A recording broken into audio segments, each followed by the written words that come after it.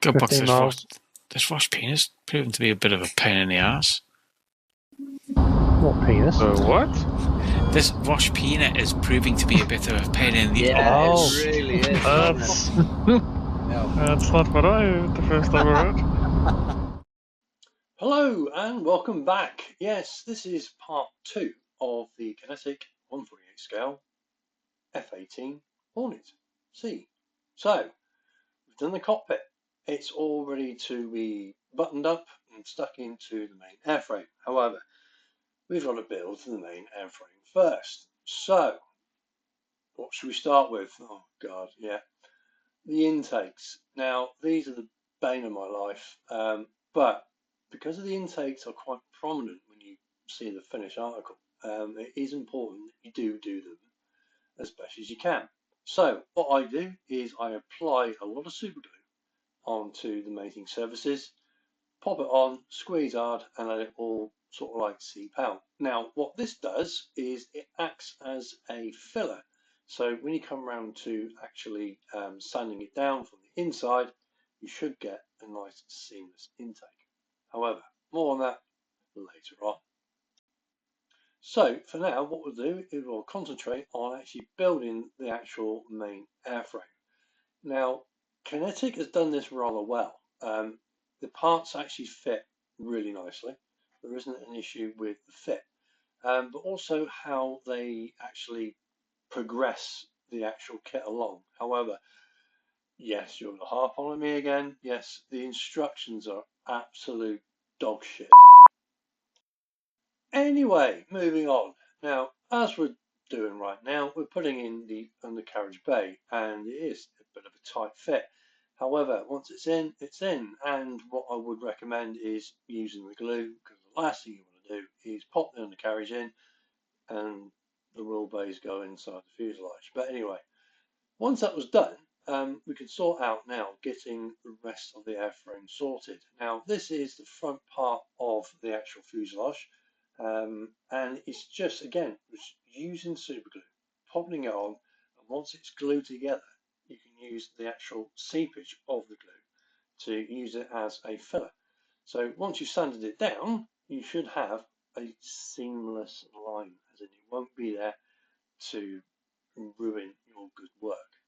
So once that's in, you just glue the rest of it, which is the rear side of the actual front undercarriage, and yeah, and away you go.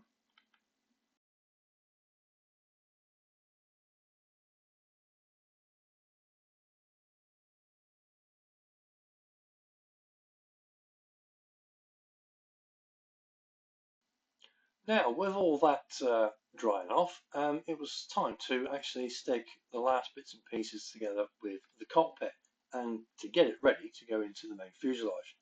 Now, this main instrument panel, what you might have to do is just open up the aperture very slightly with a Stanley blade or whatever you've got with you, pop in a bit of glue, and once it's actually in, it's going nowhere. So it is quite a nice fit. Now, once that was in, you can now look at actually putting the side panels on. Again, these are quite nicely detailed once they're all painted up and weathered. And again, really nice fit. I cannot fault it. So Kinetic, well done for that one.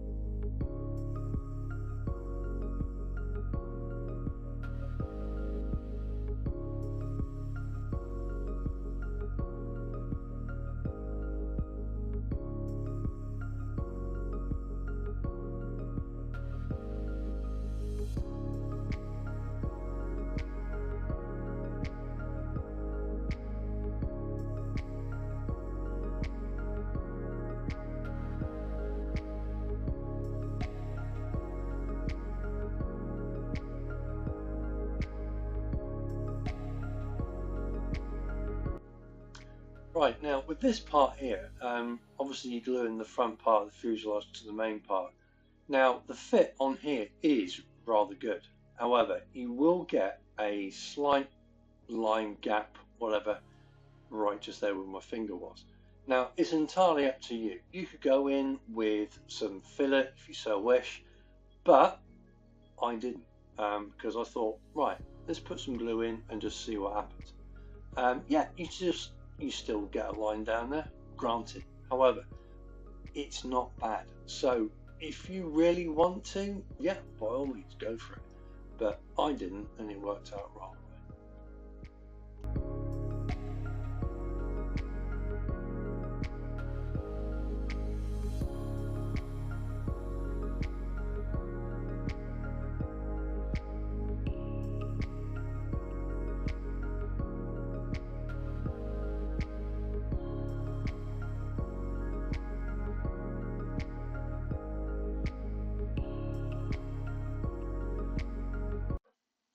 Now, I didn't show you actually doing the intakes, as in sanding them down, because it's a bit boring.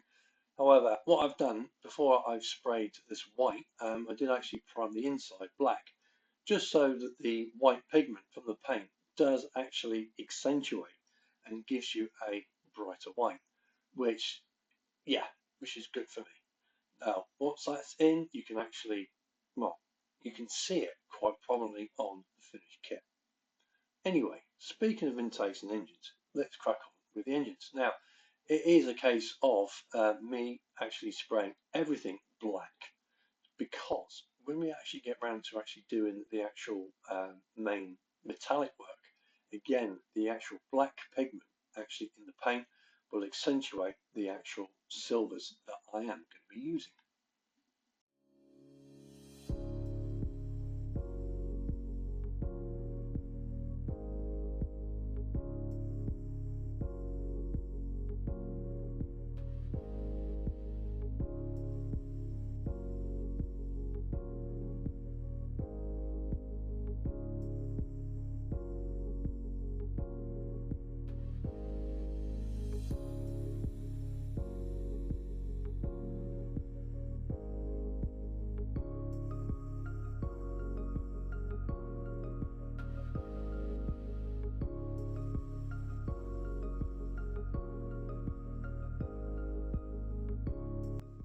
Now this is the paint that I'm going to be using for the metallics. It is AK Interactive's Extreme Metal, and I'm going to be using a selection of aluminium, steel,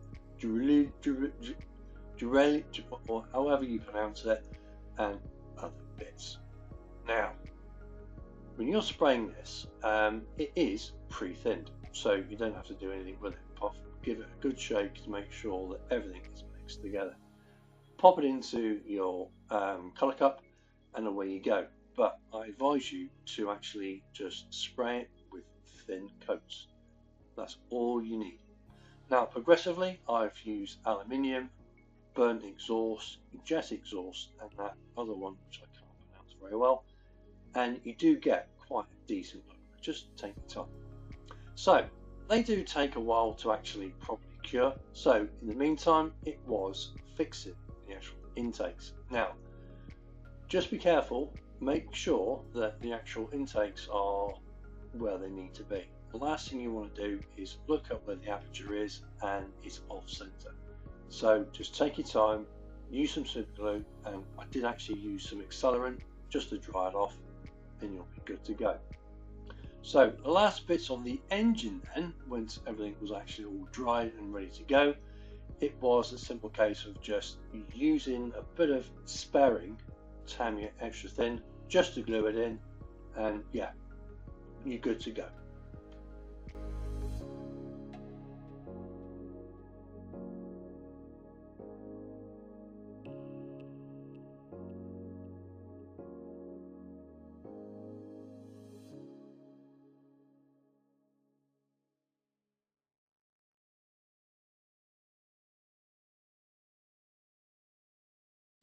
Now this bit here is where I cocked up and didn't look at the instructions. Now I'm attempting to put in the housing for the refueling probe, and believe me, if you was to do this when the instructions tell you, you'll have a nice easy life. But for me, it was an absolute pain. So don't follow me on that one, just follow the instructions.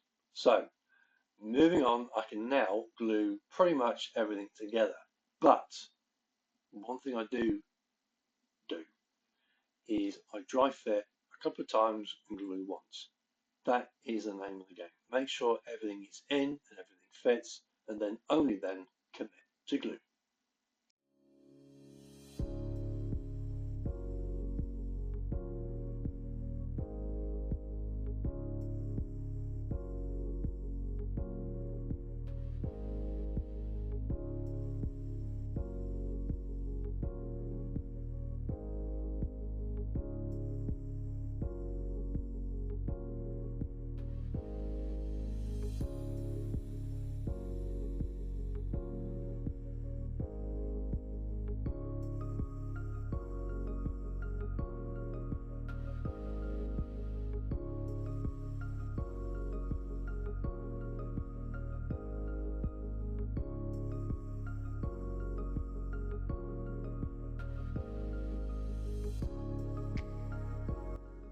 So once everything was secure, as in fuselage wise, I can then concentrate now on putting on the flaps and the slats and everything else.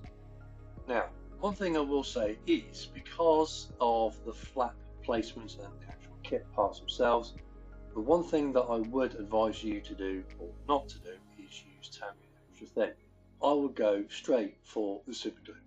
Use it sparingly, because you will get a more secure join, and yeah, it's less likely to actually ping off. So this me doing here, yeah, I would use super glue. It's a lot safer.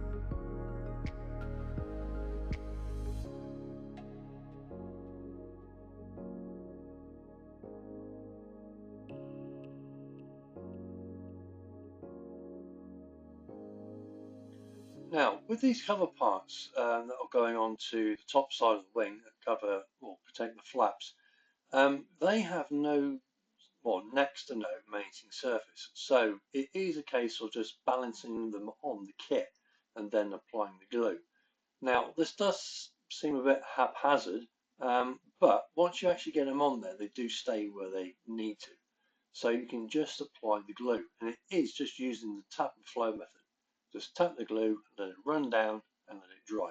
Don't touch it, just let it do its job.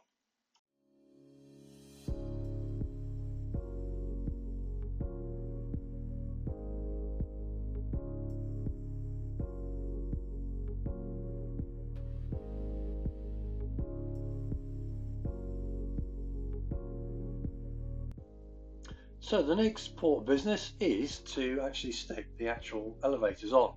Now again, I've used super glue, reason being is because I have no intention of moving them, and once they're on, they actually do cover a lot of the seam.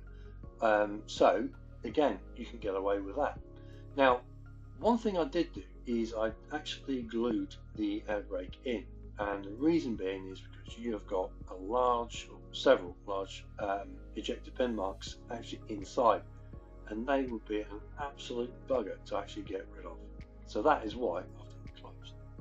So hopefully you'll agree with me. This is actually looking now like a proper Hornet. Yeah, sort of, whatever. So it is a simple case of just letting things dry and moving on to other things which you can get on with.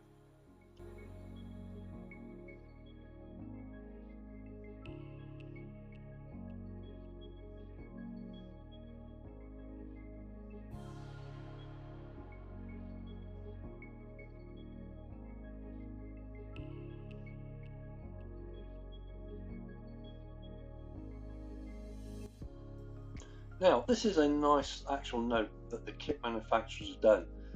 They've actually put the HUD framing as in for photo etch, and it is quite a nice touch. It's lovely in scale and it does look really, really good.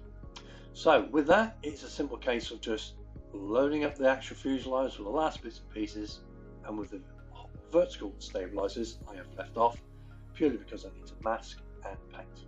So that is it, ladies and gents. Thanks for watching. That is the main build of the kit.